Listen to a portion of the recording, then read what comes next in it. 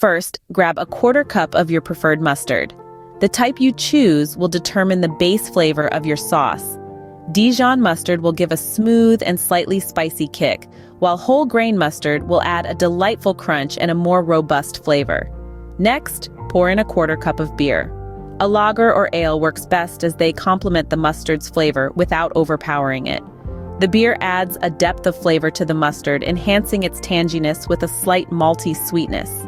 Now combine these two ingredients in a small saucepan. Heat this mixture over low heat, stirring occasionally. The aim is to warm it up until it's slightly thickened.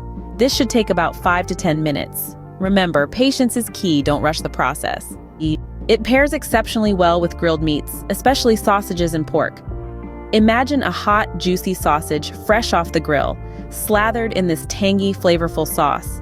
This sauce can also be used as a unique dipping sauce for pretzels, or consider it as a flavorful addition to a sandwich or burger.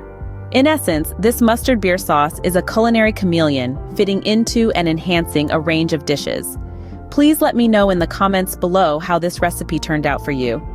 As always, the recipe is in the description. Don't forget to subscribe and help Magnolia Moon reach 1,000 subscribers.